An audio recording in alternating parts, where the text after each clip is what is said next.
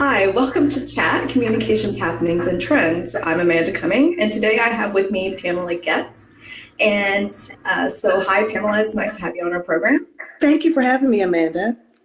So Pamela is not only the author of a book of essays called Language of the Unheard, Black Progressive Feminism, offered through Actify Press, but she's also a writer for our news blog, and she's also Actify's project manager.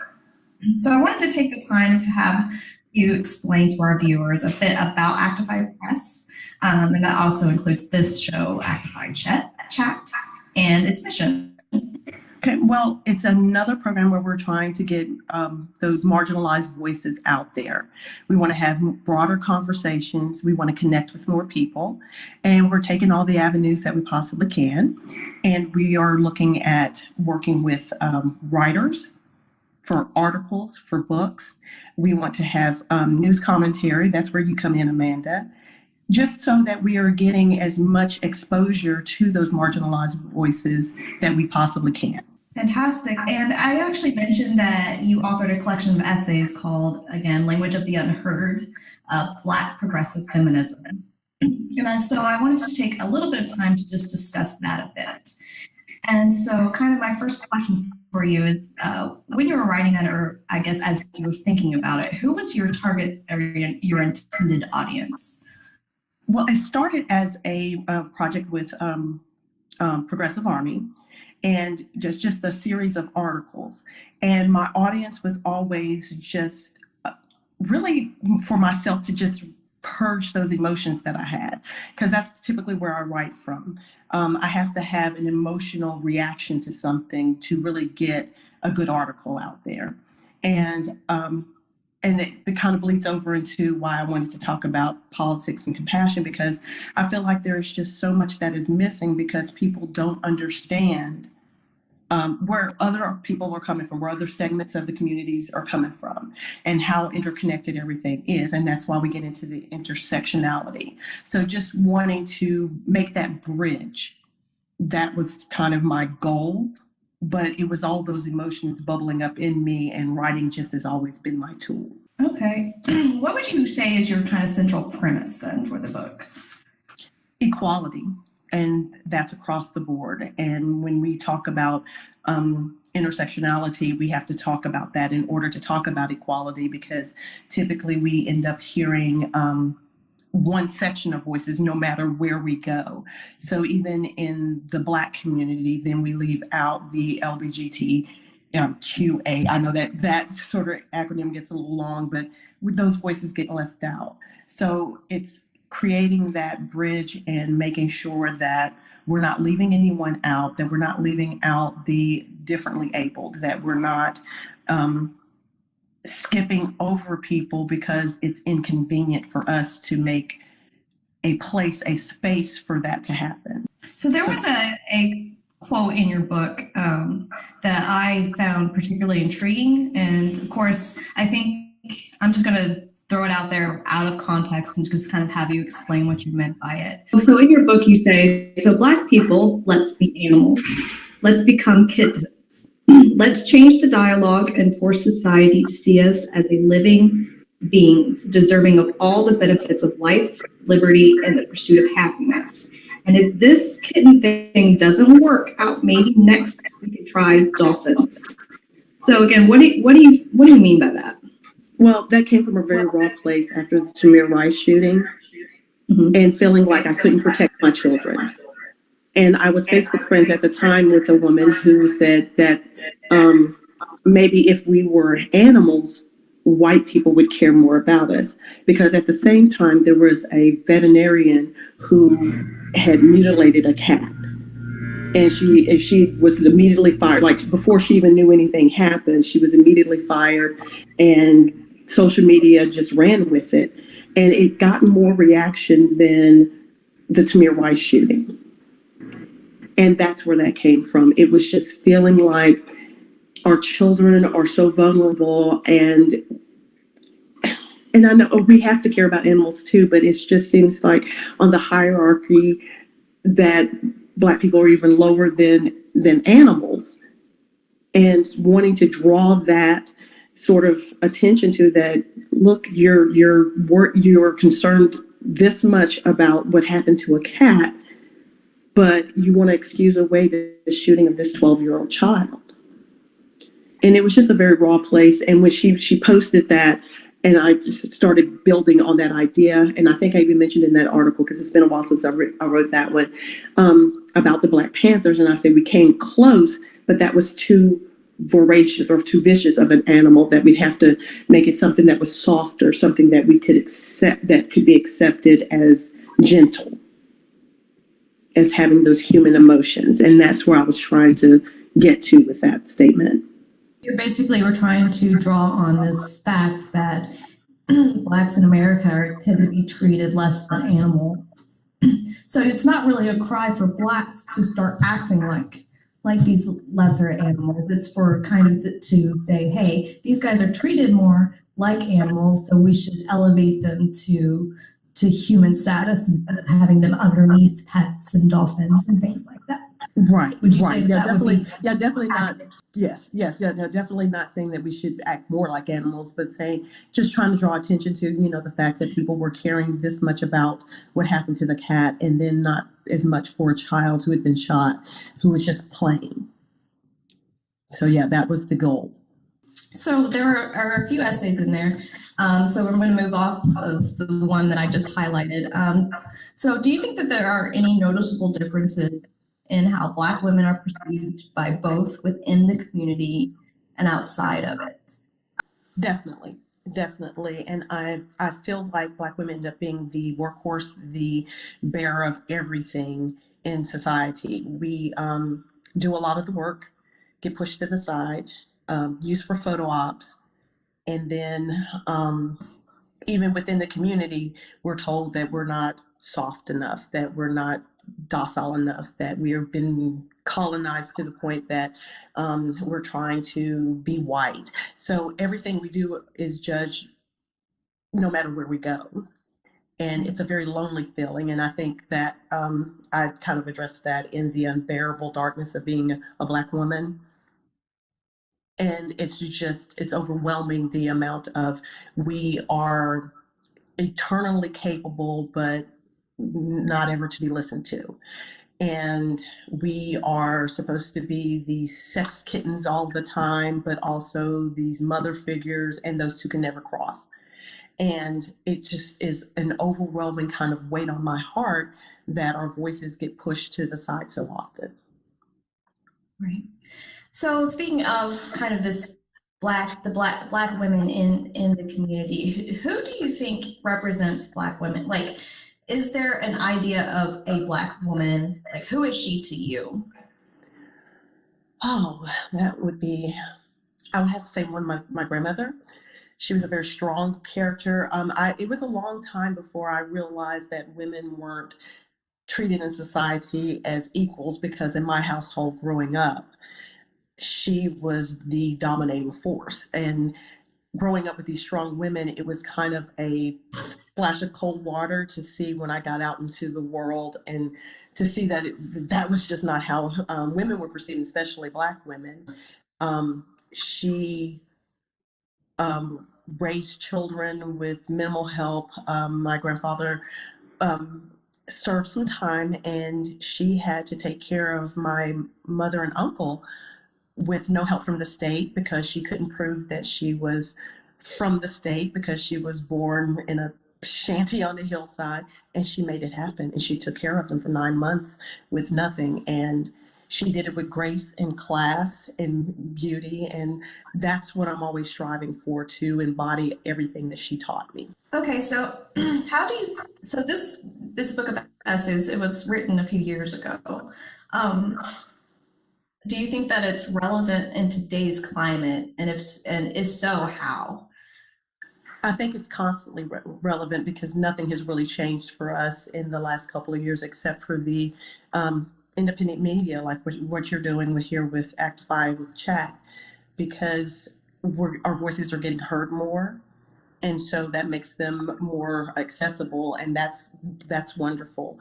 But I think they stay relevant because, just like, you could go back to any Black woman's writings, and it would still apply today because we're still in that same slot. Like I said, feeling that we are carrying the weight of the world, but not getting any of the space to speak, to be heard, to have our issues looked at as something separate from just women's issues, because it is something different. All right, so I'm going to go ahead and move on to kind of the topic that you wanted to address, which is this idea of compassion in politics. And so I think both Jan and I thought that this would be kind of a perfect start to Women's History Month. Okay. So first off, I kind of wanted to get from you what you meant or what you mean by compassion in politics. I've had a lot of labels placed on me, starting with liberal or progressive or what have you. And for me, it was always coming from a place of caring about others. And I think that's what we need more of in politics in order to bridge that gap where voices are pushed to the side.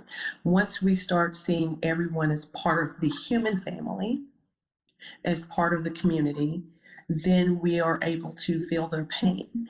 And that is something, especially as a Black person and a Black woman, that you see doesn't translate very well. And I have a hard time reconciling that. And so wanting that acknowledgement of my humanity. And when I reached into that part of myself when there were issues that didn't affect me directly, that's what I had to tap into, was the compassion. Luckily, I'm physically able, but I have to think, what if I couldn't reach that shelf because I was, confined to a chair? Wonder if my marriage wasn't legal because, of my sexuality. And that's what I had to dive into, is my compassion, and just think, what if it was me? So it's kind of like walk a mile in someone else's shoes for once. And yes, get the perspective taking of other people's situations and plights. Correct. So when it comes to politics, at what stage can someone, I guess, exercise compassion in the political process? I think it should be the first question you ask yourself, because we have a tendency when we hear something that we don't understand is to reject it. And I think it's a human reaction of the unfamiliar. And I think it should be the first question that you ask is, if it were me, how would I want someone to address me? And when you come from that place, I think then you are coming from a place of caring and from the heart, as opposed to trying to butt heads with people. You immediately have to try to understand other people. So the way that I see this is, right now our society rewards people that act compassionate, but then their policies reflect the opposite of that. So their policies are kind of big handouts to corporations, or them even helping the Supreme Court or advocating for the Supreme Court to classify corporations as people, to the extent that they fund campaigns. And so it seems like our society rewards this act. It's basically psychopathy, if you think about it. You act a certain way to blend in, to, I guess, smooth people to get in your way, but then you completely don't understand the plight of others. How can we go back and, I guess, no longer reward that behavior, especially when it's pretty difficult to identify? And I think that proves something about the inherent compassion that the general public has, is that that's what draws us in. But we definitely have to make sure that actions are lining up with words, and that goes into research. And just because someone says something, you need to look at their record, because the best predictor of future behavior is past behavior. And so we really need to make sure that a person's words are lining up with their actions. So being compassionate doesn't mean just being a doormat. And I think a lot of people get those confused, and they think, well, if I have to care about other people, I have to forget about myself. And as we've all found, as we've been in this fight for equality for everyone, that we have to take moments of self-care. And self-care is also protection, and looking into people's histories, doing that investigation into that politician and what they're saying. And I think that is an act of self-compassion by protecting yourself before you go out and support someone. Now, there are going to be people, I would imagine, that say, I just don't have the time to do this. And reasonably so, there's a lot of people that are working, 60 hours plus a week and barely making ends meet. How can we assure that they understand who they're voting for? I know this is going to be a hard question, so I don't expect a full answer. If you don't know, that's fine. But how can we assure that everybody kind of gets on the same page and knows about people's records? Well, I have to say, if they're taking the time to vote, that they definitely have to take the time to know who they're voting for. And I grew up in a climate in West Virginia where, being a Black family, we were Democrat, and you just voted blue, and that was just the way it was. And we have to get away from that. If you're taking the time to vote, then take the time to find out who you're voting for, because those votes do matter. And if you're not sure, I would say don't vote. Don't support someone blindly, because that's going to be the best protection in that situation. If you and I definitely understand that. There was one point in my life where I was working 5 different jobs at one time, and you don't have time to do that kind of investigative work. So taking that step back and saying, I don't know what I'm signing up for, so I'm not going to endorse anyone. Right. And then if you find yourself with a moment, we have a wealth of information on the internet, and you have to make sure you're surrounding yourself with good sources. Do you think that advice would actually cause lower income people to be a part of the voting process? I think it would be, it's problematic, and it's a difficult thing to say, but voting blindly is how we've gotten where we are.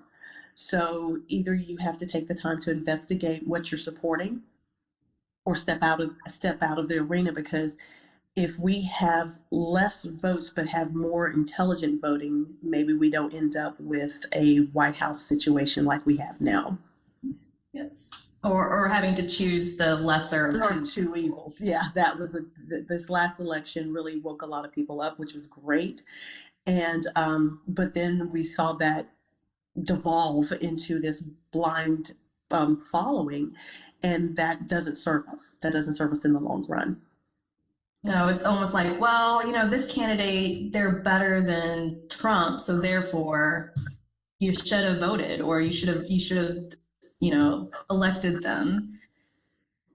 And but it's like, well, yeah, they may be better, but they weren't the best candidate. We had options, yet, because anyways, we can get into that whole yeah. It's caused a chaos that we need to tamper down, and I think that that's what we need, is to do more investigating before we endorse. Oh, absolutely. And I'm hoping that Actify and Chat can actually kind of do these brief bios about candidates that are in the race. There's a lot of them, of course, and so we could only probably highlight people on a very national level. But hopefully we can kind of help inform people too. That's crossing fingers. I'm hoping that that'll work. Well, you're doing a beautiful job of getting very succinct, and I think that helps people that don't have a lot of time. We've done some of the legwork for you, so here that is. And if that somebody interests you, maybe that causes you to say, maybe I'll stay up 5 minutes longer tonight and look and see who that person is. And you've been doing a beautiful job of putting that out there for people. And I want to thank you as project coordinator for doing that, because you're wonderful at it. Oh, well, thank you very much. I appreciate the compliment, and I'm sure Janet is appreciating that compliment as well. So speaking about compassion in politics, and I think that you've touched a little bit about this, what would opposition to that idea look like? You already mentioned that it could be seen as a sign of, I guess, passivity. Basically, you're not a doormat, or it could be perceived as one being a doormat. So is there any other opposition that you can think of to that actual idea? I think that when we hear the titles like Bleeding Heart Liberal, Tree Huggers, those sort of things, where they take something positive and make a pejorative of it and make people afraid to embrace it. social justice warrior. I can find nothing wrong with those three words. And somehow they've put those together and tried to make that a way to slander me. And I've just embraced it and said, I am a warrior for social justice. And I don't see where you can find fault in that. You may find fault in my methods, or maybe I've misunderstood something, but my intent is to fight for justice. So it's that ability to use words. The Republicans have really tied that down. They have a way of taking wording and making it negative when it's not. And we have to not be swayed by being laughed at, being told we're snowflakes, and just have to really own those words and refuse to allow that to hinder us. Absolutely. Yeah, the conservatives have a really good way about doing that. I don't know if it's just the propaganda machine that helps kind of perpetuate these negative connotations associated with words, or I guess a combination of words. It blows my mind how effective they are at this, which is kind of why I think that we need something on the left that does the exact same thing. I know how dirty it is, but people just don't respond, I guess, to more intellectual things a lot of the time, maybe because it's over their head or something along those lines, which I guess left leaning media and even independent media tends to be, I guess, more well spoken and doesn't tend to weaponize words in that manner. And I don't know if we should stay above board. What do you think about that? I think we have to get in the game, and we have to learn how to do that. Use our powers for good. I mean, we have to use those same methods and get out there, but we have to get ahead of them. We have to figure out where we're going and then start using the language that reaches people. And I think that if you talk to some people who consider themselves conservative and laid out what you stood for, they would agree with you. But then someone from the far right comes in and says, well, they're making you look like a wuss. They're making, you're going to lose the battle. They put all this on people, and they go, well, I don't want to be on the losing side. They have a very authoritative mindset, and which has a hierarchy, which does not work well with equality. If you have a hierarchy of people who are supposed to be listened to, then you have to fall in line behind. And it comes from, you could say, from religion. You've got God, then you've got the man as the head of the household, and then the mom, and then the children. And that doesn't do a lot for equality. And we also have been taught this mindset of the strongest survive, the survival of the fittest. And so that leaves out people who are differently abled. And so we have to really kind of get ahead of those conversations and talk about our strengths as a group, as a cohesive group, as opposed to being worried about being individualized and shut out. So, out of curiosity, do you subscribe to the notion that women in politics are more compassionate? The reason I ask this is because I guess I saw an article a bit ago about the Dalai Lama basically saying that women in politics are actually a lot more compassionate, but he had no evidence to support that claim. But do you actually support that idea?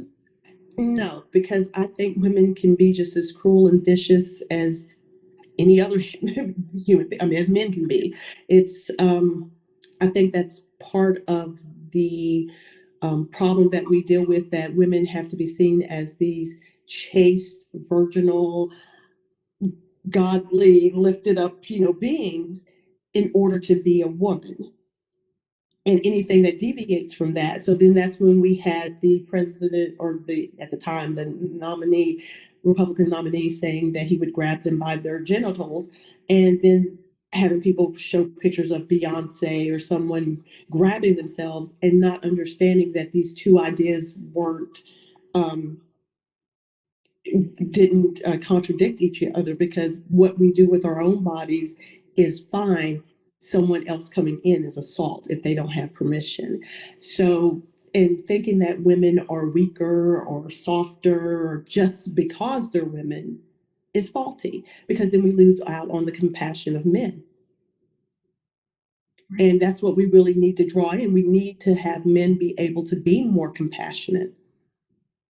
And that's actually a great afraid to show it, you know?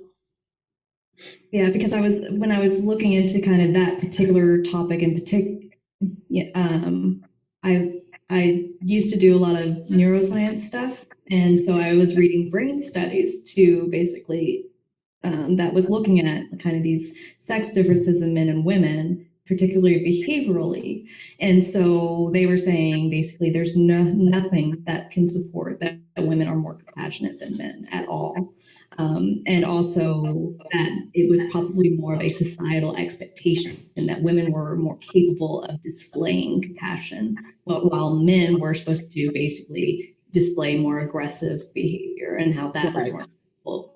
And so I think you hit the nail on the head there.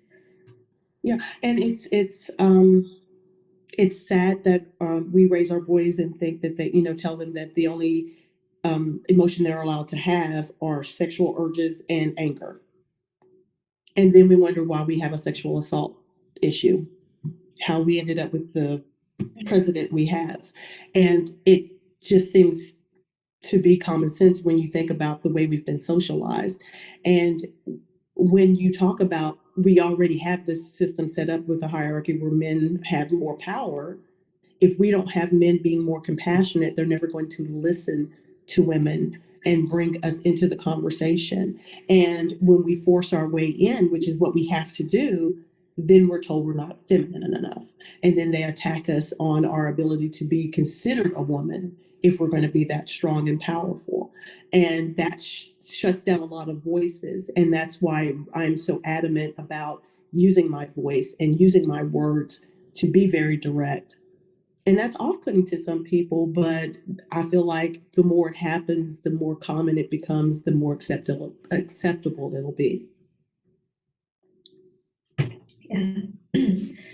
So that's, I guess, all of my questions for now. Is there anything that you want to add? I can't think of anything. I just appreciate the opportunity to come on and speak with you. Well, it was great to have you, Pamela. So we just spoke to Pamela. She also has a book of essays called Language of the Unheard, Black Progressive Feminism. And it's offered through Actify Press. It's also offered via Amazon.com. And we will provide the links in the description below. So Pamela, again, thank you very much for being here. All right, you have a great evening. Thank you, you too.